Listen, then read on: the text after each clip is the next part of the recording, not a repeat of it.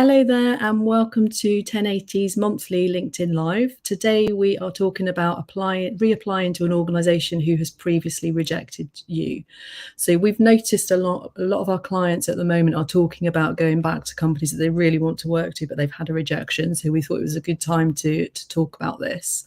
So as always, please do let us know that you're here and you're watching, where you're joining from, and feel free to ask any questions you might have as we go through.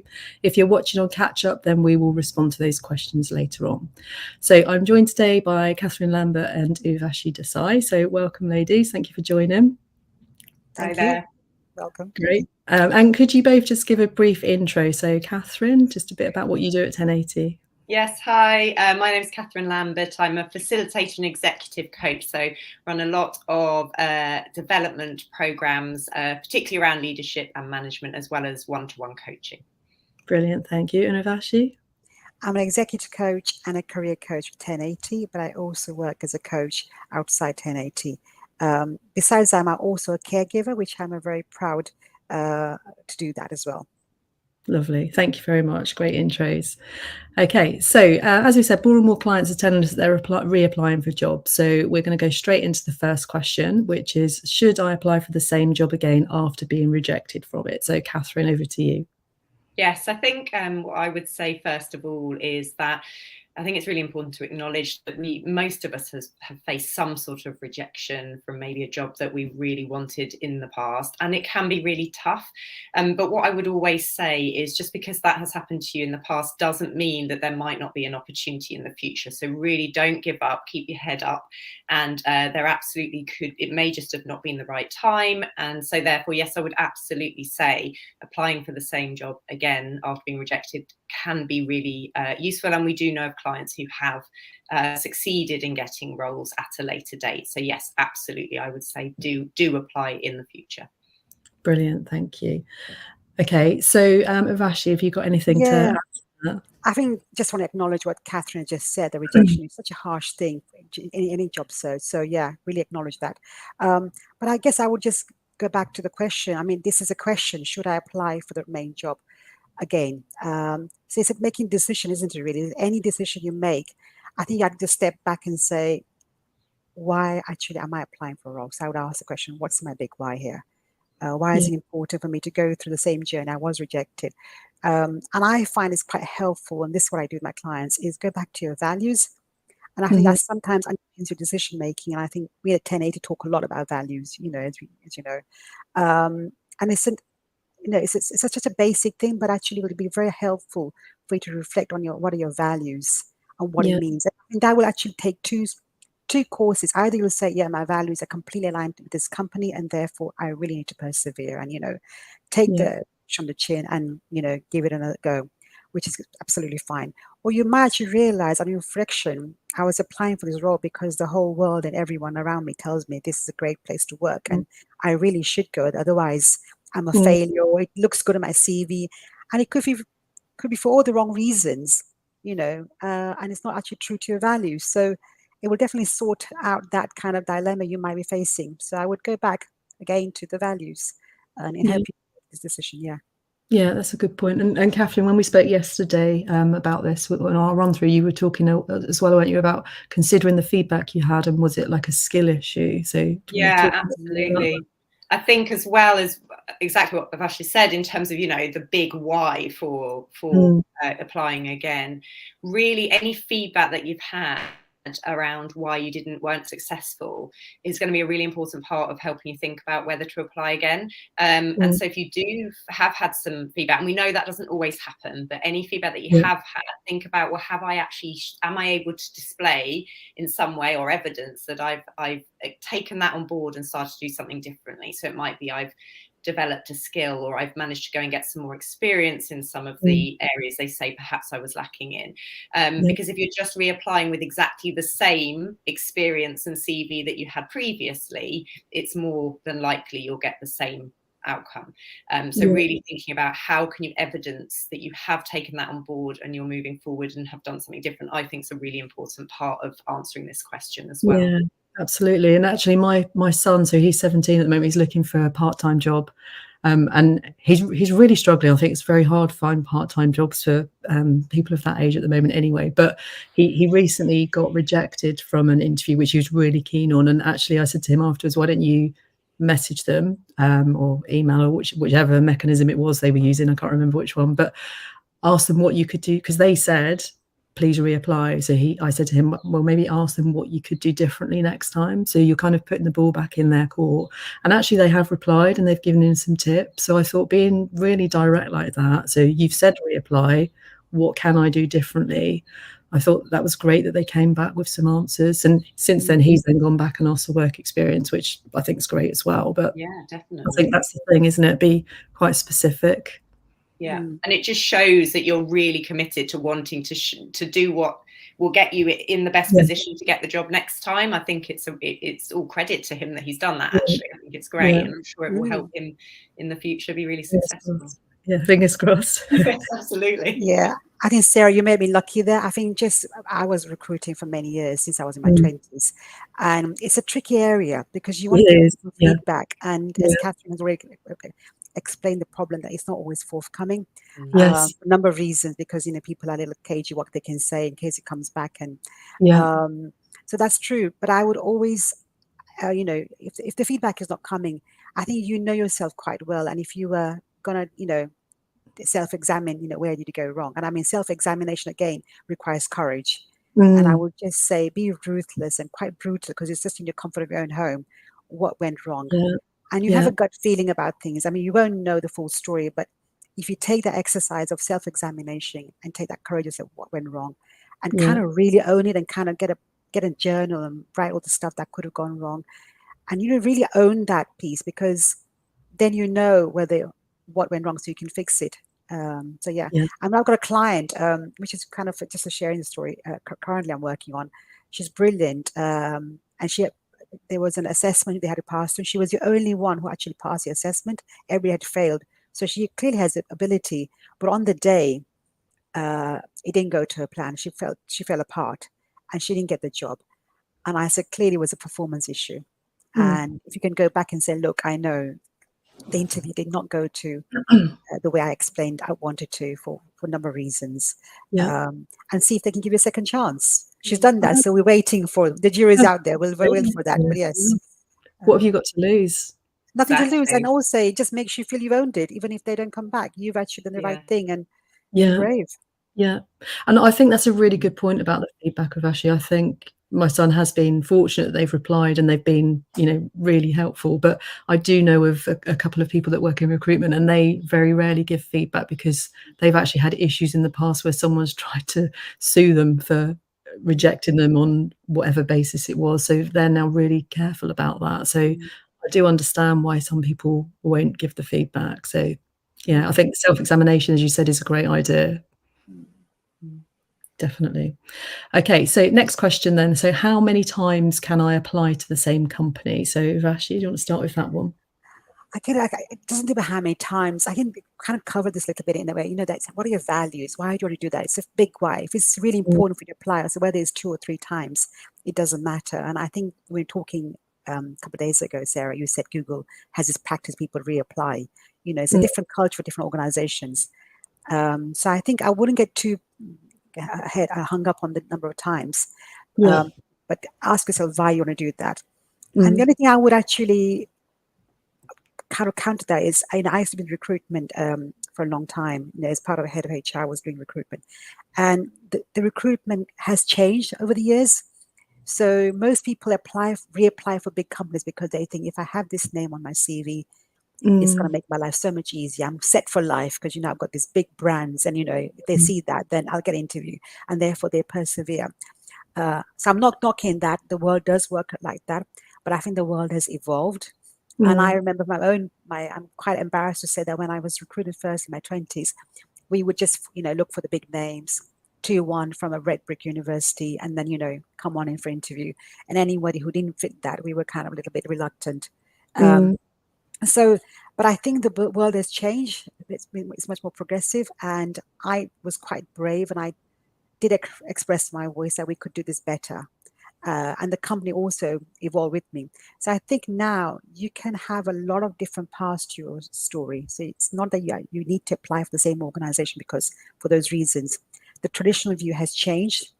So I think the key thing in that I would say is, rather than relying on a big name or brand on your CV, what is the evidence experience you've got? And I think people know that it can take many shapes and forms, and it doesn't have to be the traditional route, to one from a good university and big names and big titles. You could actually have a very sort of chaotic, but you can explain and make the impression in an interview. So yeah, that's really good. And I liked what you said when we talked about this in our run through, when you said, what is it that's so special about this company? I think that's a really great question. I think that's true, because it is true, because if you go back, what is a special? And if you go back to your values, so if they're so special, then clearly they should be enlightened enough to give you a second chance. Yes. Or a third chance. Absolutely. That's what we look at in our relationships. Everyone needs to redeem themselves. So, if they're so special and they're close to values, and then maybe you're not doing a good way explaining your values to their values. Maybe that could be the problem. So you used to say, this is what you stand for, this is what I believe, this is how I can contribute. If you can get that across, then they should pay some attention to you, I think. Yeah, brilliant. Thank you. And Catherine, anything to add to what Ivashi's been saying? No, I agree with that. I think I don't think there's a set number or a limit in any way, shape or form. I think Ivashi was saying, we know some organisations will actually say, limit it. So maybe waiting 90 days before you're able to reapply for the same role, for example. And that's a bit back to that point around actually showing that and evidencing that you have done something different with whatever that feedback was, if it has been forthcoming. But I would also say sometimes not getting a role can be all around a matter of timing. And so it might not be anything to do with a reflection of your skills or qualifications. Someone might genuinely have just picked you to the post. And, if that person hadn't been there, perhaps you would have absolutely, you'd reached the bar, so to speak. But just there was someone else there. And so if a role comes up again, it may just be that this is your time. So I don't think it needs to be a limit to how many times, but really considering that why, is it linking to your values? And then thinking about, how can I evidence the changes or the, if it is that I got feedback that I believe I was a very close second. And so therefore I'm really keen to have that conversation again, I think are all really valid reasons to reapply, definitely. Yeah, that's really good. And I think we've sort of loosely mentioned Google, and so I think it's really worth researching the company that you're going for and looking on their policies, because they do say, as you mentioned, you must wait 90 days before reapplying for the same job. So, they're quite clear about that. But they found that normally people have got the role 12 to 18 months later, because they've actually built up those technical skills or whatever it was they were lacking in that time. And yeah, I mean, we read everywhere at Google, particularly, people are applying 8 or 9 times for a role, but then they're getting it in the end. So definitely read up on what the company actually wants you to do, if they've got that published. Okay, so what should I do differently? So Catherine, do you want to start with that one? Well, I mean, we've talked a lot around one of the key things is evidencing a change in some way that you've taken the feedback on, if you've had it, and you can actually evidence that. So I think we've really talked about that. I think the other thing I would say is I wouldn't just submit the same application and CV that you did last time. I think it needs to evidence a change in some way, so that the employer can see, you have taken that on and have acknowledged that in the application and all the way through. So, even if that CV got you through that stage the first time round, I would still say it's important to change that and acknowledge it to go and apply again. So that's one of the key things, I think, as well as what we've already talked about today. Yeah, that's great. And you mentioned when we talked through about having a growth mindset as well, didn't you? Yeah, so absolutely. Elaborate what that means for people. Yeah, so I really believe in this, which is essentially whenever we go through any sort of experience, it's an opportunity to learn from it and then adapt or change in some way to become an even better version of ourselves. And so having a growth mindset in what is a very difficult time, if we have been rejected, it's hard not to take it personally, but thinking, okay, this is an opportunity for me to really think about what I could do differently next time, and then do that, I think makes it feel like it's back in our control. And I think it's just a really nice positive way of looking at how can we move forward. So yeah, I think a growth mindset is a really good way of saying, I absolutely absolutely can learn from this, and I can adapt and change to be more successful the next time I apply for that role or whatever it might be. Yeah, brilliant. Urvashi, anything you'd like to add? I think just kind of agreeing what Catherine said, because, you know, you've got to own the journey and own the story, you know, and I think the rejection, however painful it is, really kind of turn it around and say, okay, I've got the feedback, or I've not feedback, I've learned this, and I really am committed. And I think all that will just kind of use as a fuel, you know. Yes. And sometimes the fuel actually is usually, when it's negative, it's much more powerful fuel. If it's like all cozy and it's all fine, you've got all the connections and you've got an interview, you can be a bit complacent. So you won't have complacency because you've been rejected, you've been slapped once. Yeah. So you can use that. Say, you know, I didn't get it for these reasons, you know, for whatever reason, I've grown, I've added this value, and I'm gonna, you know, go that. I think it'll just spur you on. And it actually, surprisingly, it might even have knock-on effects in other parts of your life. You know, because often, you know, one part does speak, so you might have other parts of your job hunting or everything. So, no, that's good. Yeah, definitely show how you've evolved, I guess, since last time. Definitely. Okay, that's good. Okay, so we sort of loosely talked about this already, but what should you actually include in a cover letter when reapplying? So, Vashi, do you want to start with that? I think I would just be very explicit and a bit like what I said, use it to advantage. So it may feel uncomfortable saying, you know, I came for an interview and I was rejected, and especially if it went horribly wrong, but you're going to have to own it, because that's where the integrity comes in, and they'll know. And just be explicit that you came for an interview because this was the reason you came, and how it went, and why you're reapplying. And by putting it out there, you're almost making the person feel kind of, you're challenging them and say, okay, well, this shows commitment. And I think that way you'll probably use it to advantage. But be very explicit about what you learned from the experience and where the gaps you felt, you know, if it wasn't coming, these were the gaps I felt, I wasn't ready for it, and now why I'm ready for it. So again, going back to normal job hunting, you know, any job you apply, whether it's reapplication, you've got to say, well, this is a role, I have now got it, and make sure they match. And use that failure or rejection as an extra bonus on top, that I'm not fazed by it, and I'm really committed to the organization. And if you link it to your values, something about the mission statement, then it shows you're actually a real person and you're applying, not because you don't want the job and you want to annoy them, you really believe in it. And I think therefore you can have a different narrative. Yeah, that's true. And Catherine, anything to add to that? No, just that it reiterates the importance of cover letters being very specific to the role in the organisation you're applying for. And this is no different, actually. So it's going, this is the situation and why this particular role is relevant, and actually acknowledging, you know, I got as far as I did, but wasn't successful, and this is what I've learned from it. So I think it reinforces the importance of a cover letter, and that you need to talk to the recruiters specifically, not just a generic cover letter that, you know, any organisation could read. I don't think that will stand you in as good stead. But no, absolutely agree with everything Vashi. I think it's really important to acknowledge that you have had an interview before, because they obviously thought you were good enough to have an interview initially. So I think people might think, oh, I don't want to say that because that means I failed. But actually, no, it's like you said before, isn't it? It might have just been the wrong time. Yeah, absolutely. And I can actually say personally, I have actually taken people who are rejected. Have you? Yes, because it could be a number of things. So, and you always see that on a positive, because if they're committed, then clearly they've got the right attitude. So they're already kind of halfway there in terms of your tick list box. So it pays. Try again. Great. Okay. So how can I stay on the radar of a company? So Catherine, do you want to start with that one?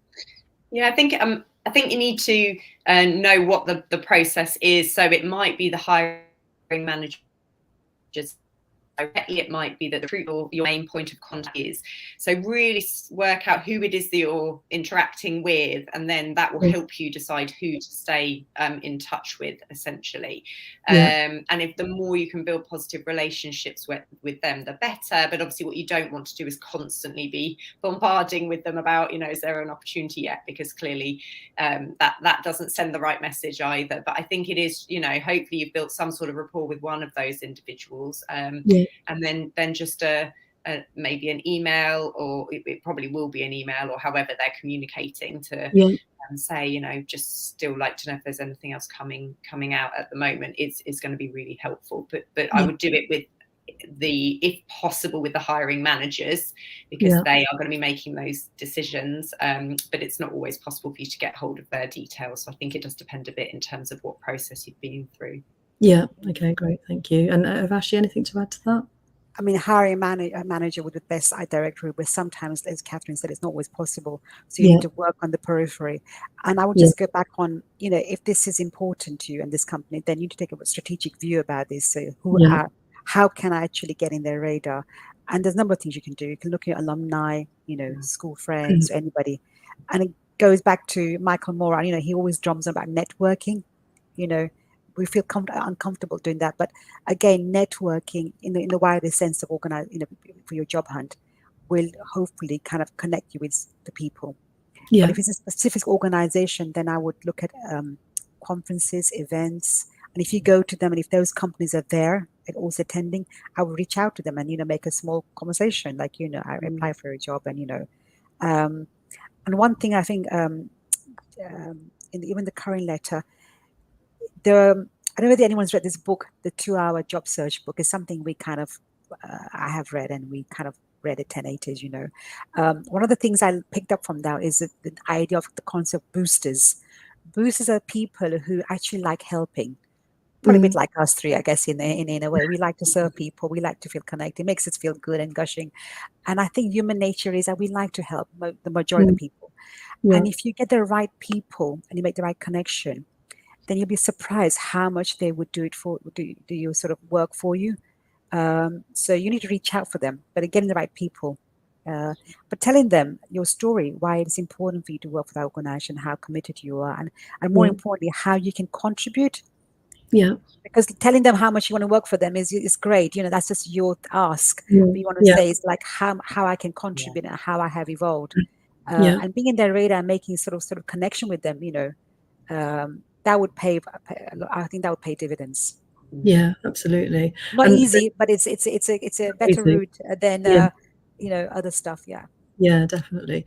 LinkedIn have just rolled out something new where you can, so it's really for bigger companies really who use the LinkedIn recruiter license, where you can go in and register your interest in working at a company. And what they can then do from their side, the company, is they run something called a spotlight, where they'll see that people who are interested in their company in particular roles. So I think that's a useful addition. So again, it's not a personal approach, but it's just something else, isn't it, to signal your interest. So I think that's something that's really quite useful. And mentioned about conferences and events, Ivashii. So I know, again, Google, but it's because they make their stuff so public that everyone knows about it. So they run sessions, or they did certainly before COVID, which were, so you want to work at Google. And you could register to attend these events. There'd be people there, you know, hundreds of people that want to work. Then they would give you tips and the best ways in and things like that. So I guess, again, looking out, really research that company. If there's things like that, then absolutely get along to them. And make sure you go and have a conversation with somebody, even if it's a bit out your comfort zone, because otherwise you're taking loads of information, but what you want to do is impart some as well. So the more people you can speak to from, for example, in that instance, Google, the better. Yes, absolutely. And I know some people find that really difficult, but everyone's in the same boat. And actually, the more you can do that, the more of a benefit it would be, because it's a great thing for companies to offer, I think. Yeah, that's true, actually, because I imagine most people would go and be kind of quite passive and taking in the information, but not actually putting themselves forward. So yeah, that's a really good point. I've actually given somebody a job based on that. Somebody reached out to me at events. Really? And I remembered them. They were rejected. And I kind of remembered when the job came, I reached out to them, and that's how they got it. So it does work. Yeah, brilliant. Okay, so do companies really keep details on file for other suitable roles? So, you know, sometimes you get a letter that says we'll keep you on file. So Vashi, what do you think on that? I don't think so, to be honest. I mean, unless it's immediate. I mean, I don't know, different policies. I mean, as long as if you're in their radar, like I was saying about this particular person, then you're in their radar, you're communicating with them, or you're connecting. But I think the CV, keeping them on file, there's a time limit for these things as well. So I wouldn't really rely on that. That would be my opinion. Yeah. Okay. Catherine? Yeah, I mean, you will have some instances where companies do, but what I would say is don't rely on it. Take control, take matters into your own hand. Some of the other things we've just talked about, I think, are much more powerful and effective than just relying on the fact they've said they'll keep your details on file, that they will even know other suitable roles and match you to them, I think is a big ask. And so therefore I would say take the matter into your own hands, take control and do all those other activities rather than relying on them saying that and that actually happening. Good, thank you. Okay, so finally, can I apply for a totally different role within the organisation that rejected me? So Catherine, do you want to start with that? I think it's a similar question actually around, so what is the role? Do you have the relevant skills and strengths? And ultimately, if they were to ask you, well, how come you're now applying for a completely different role, that you still have a really good answer as to why and evidence that you still can meet the criteria. Because I would ask that if I was an employer. So it's not to say that you can't. Of course, it might be that there are two roles within an organisation that you think meet your skills and strengths, but think carefully about it and be prepared to have questions on it, I think I would say. Okay, Vashi, anything to add to that? I think sometimes it could be to your advantage if it's a completely different role, as long as your storyline, as just Catherine has said. And for example, if it's a life event or something different, so you want a part-time role, a bit more, I don't know, whatever reason.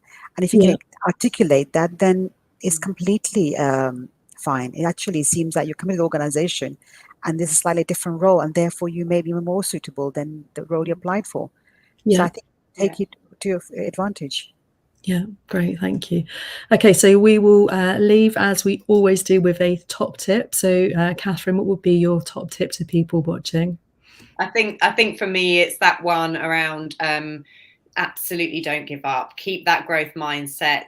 Just because you've been rejected once doesn't mean there won't be a time when there might be a suitable role or you gather that experience and then can still end up successful. So don't give up, learn from whatever the experience has been, take that on board, and then keep positive. And there's no reason why, as we've given some examples today, that you won't be successful in the future.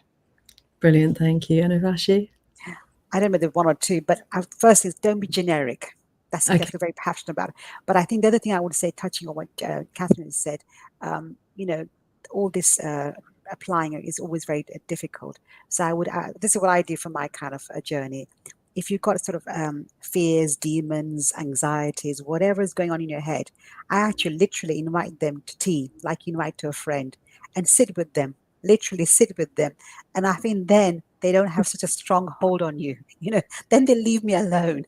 Wow. Yeah. Invite them for tea, literally. It's kind of my belief system. I think just invite them for tea and then just after they're sitting with you, they will have to be your friends and leave you alone. So they stop. Yeah.